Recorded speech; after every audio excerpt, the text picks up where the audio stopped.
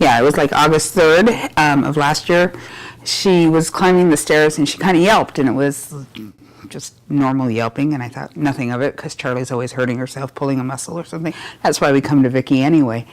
The next day she presented as a soft tissue injury, just kind of hobbling around, but just pulling one leg. Would have never thought it was a back injury at all. That Sunday, it was Seafair Sunday, by noon she was paralyzed. At that point I made a decision not to rush her into emergency, because all they would do is tranquilize her, and I had some tranquilizers at home. And I called Vicki. Actually, we had been talking most of the weekend, and I got her into Vicki before we even went and saw anybody else, because I wanted as much blood flow as possible and as much energy flow as possible. Then, after we saw Vicki, which was at 8 o'clock in the morning, I believe,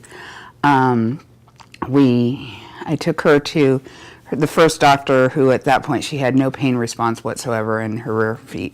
When they did the MRI, the disc between the thoracic and the lumbar had totally exploded.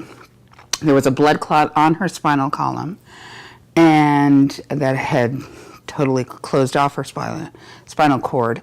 And they didn't think that she would actually survive the surgery. 45 minutes later, he called and said, the surgery went really well. They cleaned up as much as they could. Probably she would never walk again. So she saw Vicki, I think, 3 times in that weekend. Didn't we see her on the weekend too? Yeah. And we also went to a fabulous rehab doctor who put her in the pool immediately.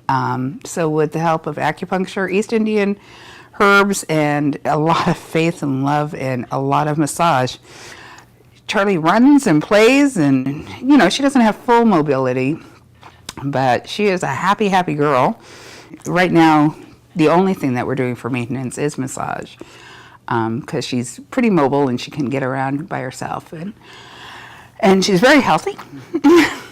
And so she sees Vicki about every 2 weeks. Yeah, 2-3 weeks, more or less, depending on what's going on.